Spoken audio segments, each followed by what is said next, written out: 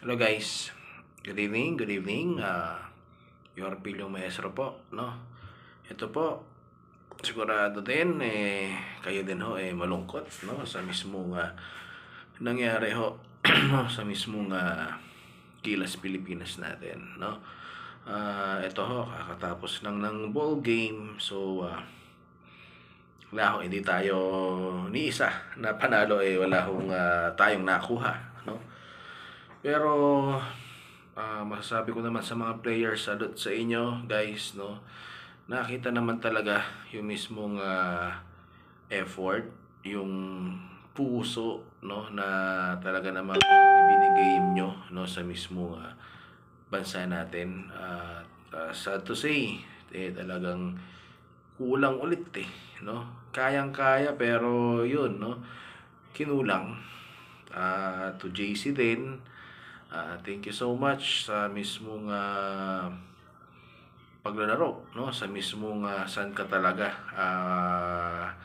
what you call this one, pinanganak, o masasabi ko na grassroots mo, no, na yung Pilipinas nga, no, na talaga namang sinuot mo yung mismong uniforme natin, no, nga sa Pilipino, no. Sa'yo, salute JC, no. Eto lang, no, yung mismong mako-comment ko, no, sa mismong kakatapos ng laro. Yun nga, ang mismong nag nagpatalo sa atin ulit, no, yung mismong old school na sistema, no, na ginagawa ni Coach Chad. Di ko ba alam kung lack of preparation ba, ano ba? Kasi yun nga, ano, nakikita ko talaga naman wala na talaga. It's an old school talaga from the very first game, second game, itong third game. Pero sa third game, guys, merong adjustment, ano. So first quarter, second quarter, yun nga, no, talaga namang pumapalo tayo, lumalaban tayo, no. Pero nakikita rin talaga yung mismong kakulangan, no, sa sistema talaga, no, na ayun, talagang dinurog tayo ng Italy. Talaga namang anong ginawa ng Italy, talaga namang eto, no, ang ganda ng mismong ball rotation nila, no.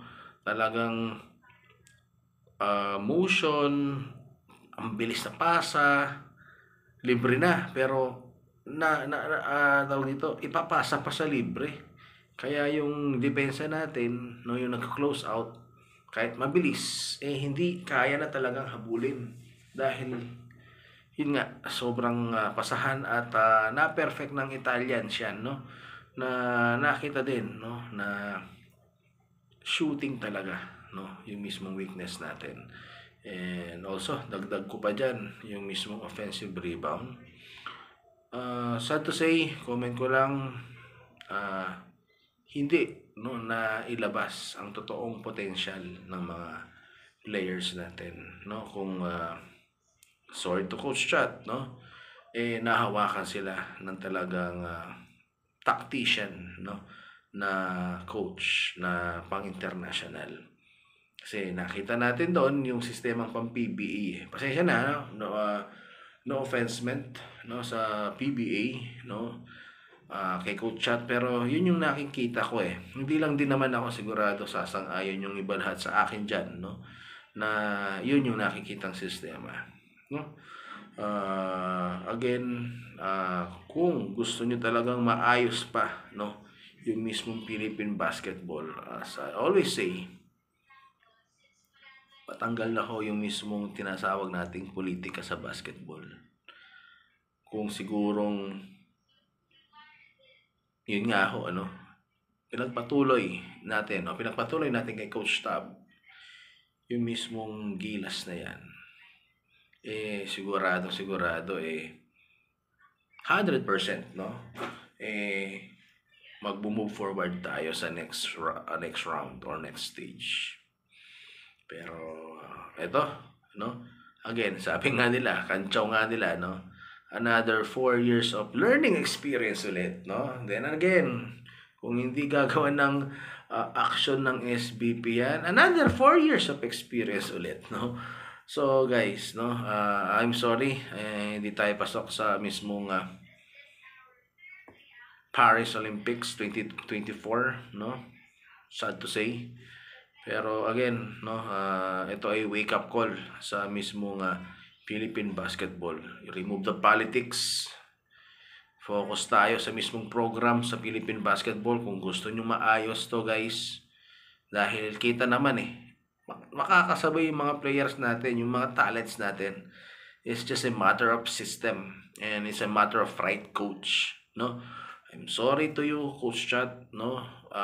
No offense meant, but real talk lang, no? So, yan yung mismong pananaw ko, analyst ako sa mismong kakatapos, no, na World Cup na ni isa, wala tayong naipanalo.